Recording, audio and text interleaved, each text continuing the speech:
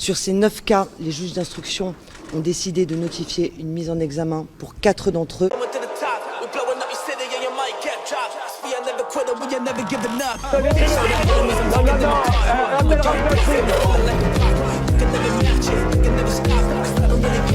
Vous fumez, monsieur? Le football, il a changé. Oui, peut-être. Ouais, c'est Laurent de la Mousse, bienvenue aujourd'hui pour une nouvelle vidéo, j'espère que tout le monde va bien. Messieurs, dames, on se retrouve aujourd'hui pour la petite vidéo d'actu. On va parler de quoi? On va parler de Sargnafo, le père Barella, le sale chien, famille de chiens de toute façon, on va pas se mentir, Bruel, enfin on va parler de plein de trucs. Avant de partir pour cette nouvelle vidéo, c'est le moment de soutenir la chaîne et moi-même en mettant votre plus gros pouce bleu, votre meilleur commentaire, n'oubliez pas de s'abonner et d'activer la cloche pour pas rater les prochaines vidéos. On fait de même sur la chaîne principale, la chaîne Nous, où demain vous avez une vidéo sur Magaloche, Magali Berda, on me rejoint sur Instagram, sur TikTok, sur Twitch pour pas rater les lives du dimanche soir à 21h30.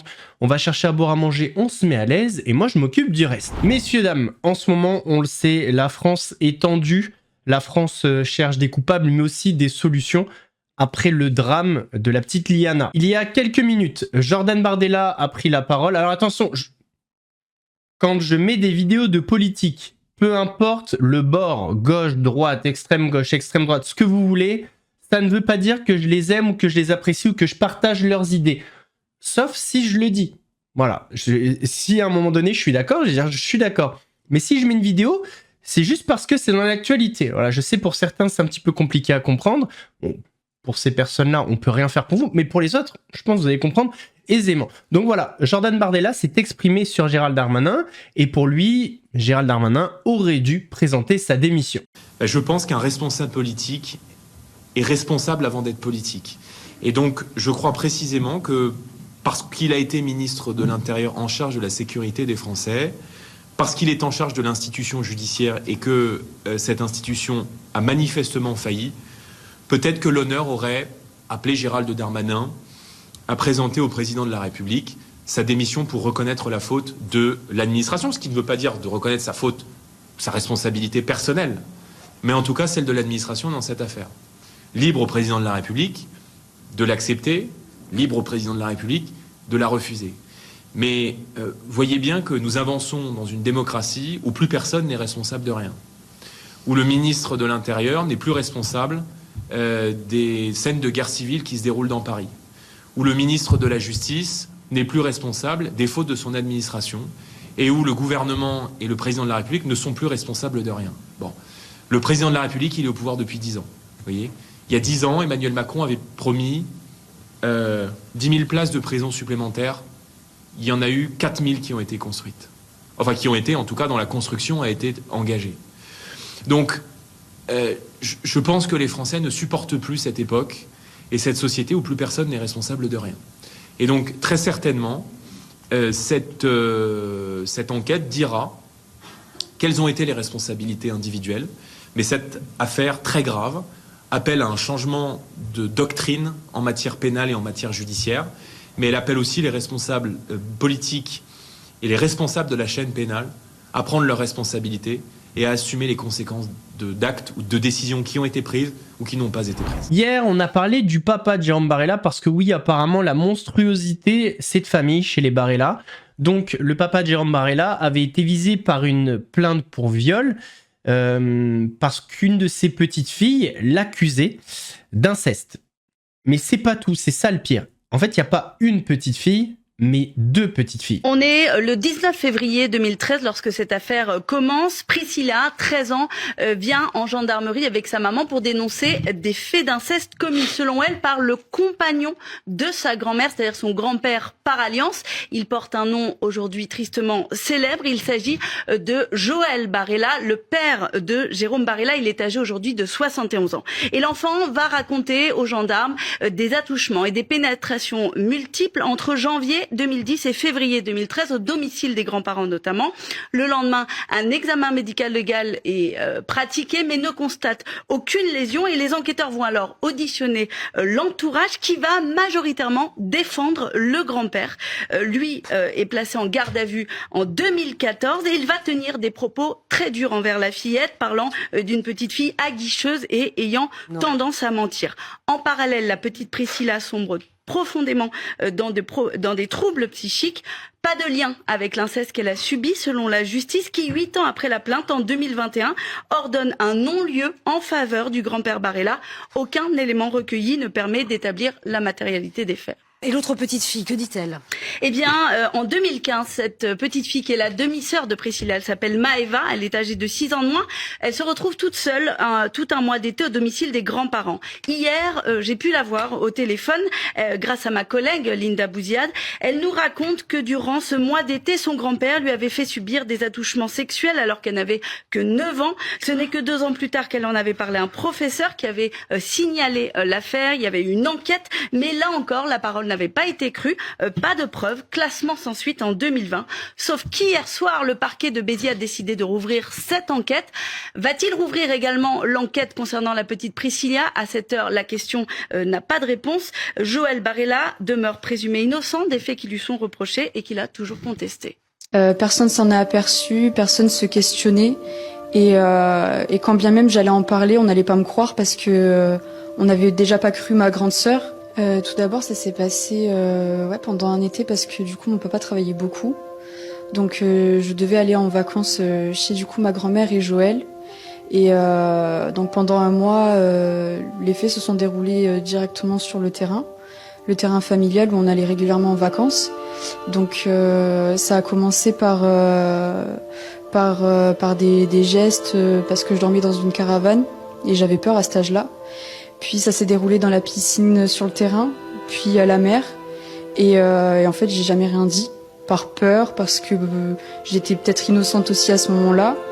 Donc je me suis confiée juste à un professeur, mon professeur principal en 6e, qui lui par contre est allé voir à la gendarmerie du coup pour déposer une main courante ou faire un signalement. Et à la suite de ça, les gendarmes du coup sont venus chez ma maman, chez qui j'étais domiciliée à ce moment-là. Et c'est là que tout a commencé et que du coup ma maman l'a appris aussi en même temps. À ce moment-là, personne s'en aperçoit malgré que ce soit arrivé à ma grande sœur. Personne s'en a aperçu, personne se questionnait. Et quand bien même j'allais en parler, on n'allait pas me croire parce que on n'avait déjà pas cru ma grande sœur. Donc je connaissais la chanson, je savais comment ça allait se passer. Donc peut-être que ça aussi, ça m'a entraîné à ne pas parler. Moi, dans ma famille, la seule personne qui m'a soutenue, ça a été ma sœur et ma mère. Parce que le reste de ma famille nous a toujours traités de menteuses. Je suis contente parce qu'on va pouvoir être enfin entendue, enfin pouvoir être reconnue comme victime, même s'il n'y a pas forcément de suite. Mais rien que le fait d'être reconnue comme victime et être entendue, ça me fait énormément plaisir, ça me fait du bien. J'ai une vague aussi de tristesse parce que du coup, ça me fait revenir en arrière, me remémorer les faits. Et j'ai une part d'excitation parce que je me dis que toutes les personnes en fait qui ne parlent pas ou les personnes qui ont dû subir ça et qui malheureusement aujourd'hui sont décédées vont aussi pouvoir peut-être avoir justice au fur et à mesure du temps. Messieurs, dames, Sarah Knafo, sur le plateau de BFM, a parlé d'une idée que j'avais évoquée justement dans la vidéo réaction sur la chaîne principale mardi. C'est quelque chose qui se fait aux États-Unis, je ne le savais pas. C'est un fichier public des agresseurs sexuels. Alors attention, sur ce point précisément, je suis d'accord avec elle. Encore une fois, je le répète, faites preuve de discernement, ne me politisez pas, parce que je suis d'accord avec elle pour une idée, soyez intelligents. J'en ai parlé mardi, donc bien avant son intervention, vous pouvez vérifier d'ailleurs, mais c'est vrai que la peur doit changer de camp. Pourquoi on devrait protéger des personnes qui sont des agresseurs sexuels, des personnes qui détiennent des fichiers pédopornographiques, etc. C'est pas à eux d'être protégés, c'est à nous, à la population, aux enfants. On devrait savoir qui a des déviances ou pas. La première, celle du fichier public des agresseurs sexuels. Vous l'avez dit, je suis en ce moment à New York, c'est précisément aux États-Unis que c'est l'un des premiers pays qui a mis en œuvre cette publication des criminels sexuels, des crimes qui ont été commis sur des enfants, après un drame qui s'est déroulé à la fin des années 90 sur une enfant qui s'appelait Megan, qui avait 7 ans, et qui, à 7 ans, a été violée et assassinée par l'un de ses voisins, que personne dans l'entourage ne soupçonnait. On était en 97, et à ce moment-là, la maman de Megan dit « Si j'avais su quel était le passé de cet homme, ma fille serait toujours vivante. » Pourquoi ? Parce que cet homme qui s'est installé dans leur voisinage était un pédocriminel qui avait décidé de refaire sa vie, était venu s'installer près de chez eux. Et comme le disent la plupart des criminologues, quand on est passé à l'acte et qu'on est pédophile, il y a une probabilité de l'ordre de 99% de réitérer, de recommencer, de violer de nouveau des enfants. Donc cet homme, malheureusement, est passé à l'acte de nouveau, a tué cette Mégane. Que s'est-il passé aux États-Unis ? Un émoi collectif comme on est en train de le connaître aujourd'hui en France avec la tragédie de Liana. Et à la suite de cela, il a été décidé de publier un fichier de tous les criminels, donc de pédophiles, qui ont été sanctionnés par la justice, pas ceux sur lesquels portait un doute, mais ceux qui avaient été condamnés définitivement par la justice, pour les empêcher de pouvoir réitérer.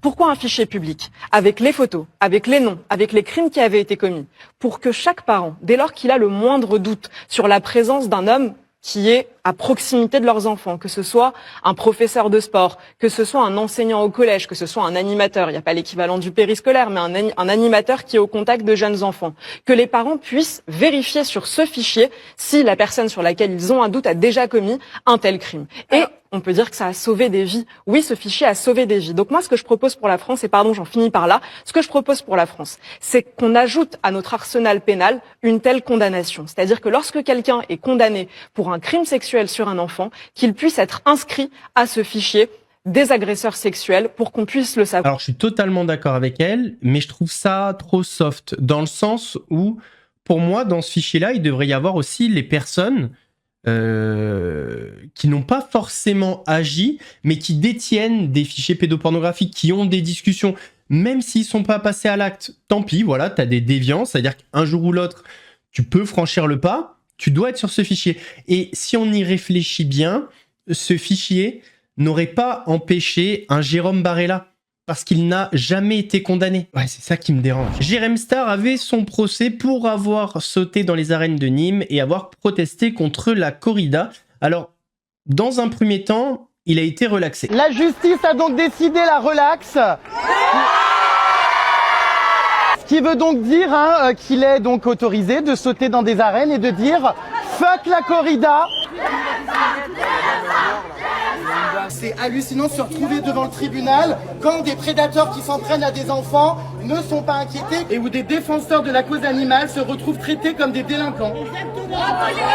Les moyens judiciaires qui ont été mis en place pour ce procès, les salles d'audience qui ont été réquisitionnées, la garde à vue dont j'ai fait preuve, tout ça, c'est lunaire parce que quand encore une fois, on sait que les prédateurs s'en prennent aux enfants et sont en liberté dans la rue.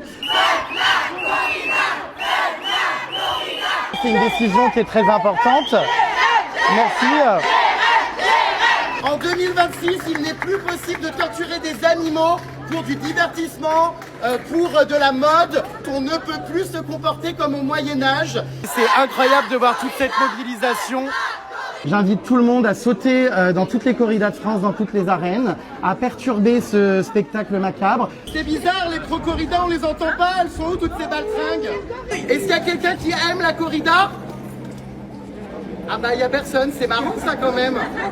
La corrida est un massacre, une torture, une moquerie à ciel ouvert. Merci à tous les jeunes présents. Voilà. Vous êtes la relève, on a de tout âge, des jeunes engagés, des jeunes qui créent leurs t-shirts, regardez, qui portent le message, des jeunes qui ont des choses à dire, qui évidemment, oh ben c'est super, génial, qui ont tous fait des t-shirts. Oui, c'est dégoûtant, c'est un massacre total de tuer des animaux pour le plaisir d'autrui en fait. Sauf que le procureur de Nîmes a décidé de faire appel. Je suis halluciné, j'apprends avec surprise que le procureur de la République a décidé de faire appel suite à ma relaxe par les juges hier au tribunal de Nîmes, pour avoir sauté donc dans les arènes en pleine corrida. Par les temps qui courent, je pense que ça illustre bien, une fois encore, les priorités du parquet, en pleine affaire Liana. C'est honteux, on décide de me rejuger alors que le dossier ne tient absolument pas, et qu'à côté de ça, on met pas de moyens pour audiencer des affaires qui sont bien plus graves, avec des prédateurs qui sont encore en liberté dans la nature. Je suis excédé, j'ai pas les mots. Hier, je célébrais du coup cette victoire judiciaire. Au final, donc voilà, le procureur veut qu'il y ait à nouveau un procès. Donc on recommence tout à zéro. Il va falloir que je retourne au tribunal pour refaire des plaidoiries, attendre un verdict. Ça se trouve, ça ira en cassation. Enfin bref, c'est infernal.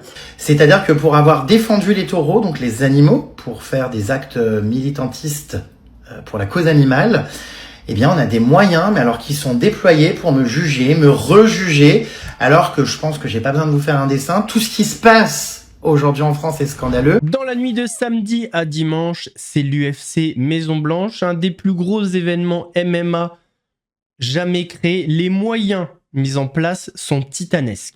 Une arène si haute, si massive, qu'elle cache presque la Maison Blanche. Pour son anniversaire et celui de l'indépendance de l'Amérique, Donald Trump voit les choses en très grand et a choisi le thème sport de combat. On sait tous que Donald Trump adore les foules de MMA et les foules adorent Trump. C'est la Maison Blanche elle-même qui fait la promotion de cette compétition qui aura lieu dimanche dans ses jardins. Quand Donald Trump visite le chantier avec sa belle-fille, présentatrice à Fox News, il est extatique. C'est énorme. Oui, et c'est un lieu juste ici, devant la Maison Blanche. Il n'y aura jamais d'autre événement sportif aussi incroyable dans l'histoire. Donald Trump et le patron de l'UFC, la ligue qui organise les combats, sont de proches amis qui s'entraident depuis des années.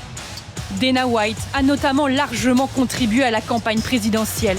Depuis, Trump se rend régulièrement à des combats, y compris en pleine gestion de la guerre en Iran. Dimanche, ce sera un spectacle politique. Une façon pour le président de promouvoir une certaine vision de l'Amérique, faite de héros aux gros bras. Les combattants ont d'ailleurs été invités dans le bureau ovale. J'adore ce sport. Ce sont les mecs les plus forts derrière moi.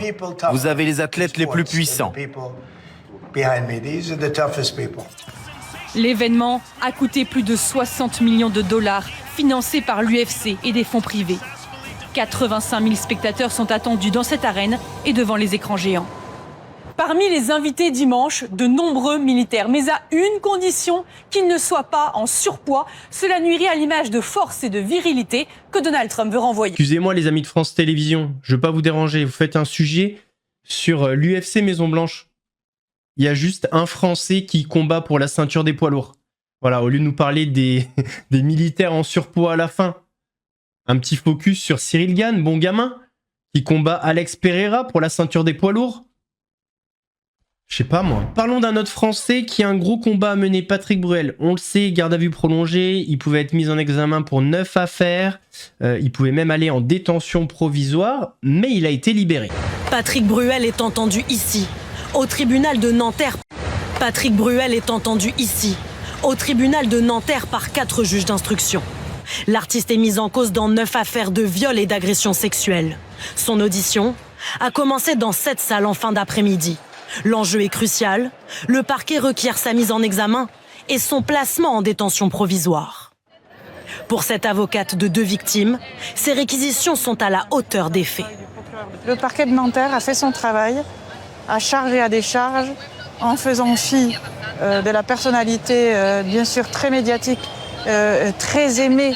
C'est le gendre idéal, monsieur Bruel. Le chanteur nie fermement toutes les accusations. Pour prouver son innocence, il a présenté différents éléments, notamment des témoignages en sa faveur ou encore des messages. 13 autres plaintes contre Patrick Bruel pour des viols ou des agressions sexuelles à ce stade prescrits sont examinées par le tribunal de Nanterre. En plus de ces affaires, d'autres procédures vont être jointes à l'information judiciaire, parmi elles, celle de l'animatrice Flavie Flament. Je suis sereine et surtout satisfaite que les plaintes de toutes ces femmes soient enfin considérées par la justice à la hauteur de leur gravité. Patrick Bruel avait été placé en garde à vue lundi dans ce commissariat parisien. Les enquêteurs l'ont entendu 48 heures, la durée maximale, avant de le présenter au juge. La mise en examen de M. Patrick Bruel était envisagée pour 9 cas. Sur ces 9 cas, les juges d'instruction ont décidé de notifier une mise en examen pour 4 d'entre eux. Pour 4 autres cas, les juges d'instruction ont décidé de faire bénéficier à M. Patrick Bruel du statut de témoin assisté. Et pour le dernier, la prescription a été constatée et n'a donc pas été examinée. Les 4 juges d'instruction saisis ont refusé de solliciter la détention provisoire de M. Patrick Bruel et l'ont placé sous contrôle judiciaire. À l'instant, le juge de liberté et de la détention a lui-même confirmé le placement sous contrôle judiciaire et a rejeté la demande de détention provisoire qui avait été formée par le parquet du procureur de la République. On termine avec Magaloche qui parle de Booba, parce que Booba a fait une petite vidéo parodique, mais ça vous la verrez demain. Comme ça vous fait un petit teasing, un petit truc qui va vous donner envie de regarder la vidéo de demain sur la chaîne principale. En tout cas, je l'espère. Regarde Booba, pardon, hein, mais regarde Booba. C'est-à-dire qu'on a obtenu une saisie conservatoire de 42 millions d'euros, il est mis en examen, il est poursuivi par le parquet, il a été mis en contrôle judiciaire. Je remonte, je suis heureuse, machin, etc. sur WhatsApp, il peut pas s'empêcher de faire une vidéo tout à l'heure. T'es mis en examen, t'es placé sous contrôle judiciaire, tu vas être jugé. Tu sais que tu viens de te faire saisir 42, enfin, tu es en cours de saisie de 42 millions d'euros et tu continues à faire des vidéos comme, tu vois, où tu te moques de moi. C'est vraiment que ça va pas là-dedans, c'est une obsession. C'est de l'obsession. C'est de l'obsession, les gars. C'est fou, hein? C'est lunaire. C'est de l'obsession. Paul-Louis? C'est moi? Ok, attends, tiens. Allez, toi aussi, t'es bloqué. Vous êtes bêtes, hein? C'est triste des vendeurs de faire ça. Messieurs, dames, on arrive à la fin de cette vidéo. J'espère qu'elle vous a plu. Si c'est le cas, votre plus gros pouce bleu, votre meilleur... Je suis agressif. Votre meilleur commentaire. N'oublie pas de s'abonner et d'activer la cloche pour pas rater les prochaines vidéos. On fait de même sur la chaîne principale, la chaîne Mousse, où demain vous avez une vidéo sur Magali Berda. Faut absolument la voir, s'il vous plaît. On me rejoint sur Instagram, sur TikTok, sur Twitch pour pas rater les lives du dimanche soir à 21h30. On va chercher... Ben non, on va pas chercher à boire à manger. Sinon, ça fait beaucoup de nourriture, beaucoup de boissons. On est à la fin de la vidéo. Nous, on se donne rendez-vous samedi pour une nouvelle vidéo action. En attendant, prenez soin de vous. Laurent de la Mousse, vous savez.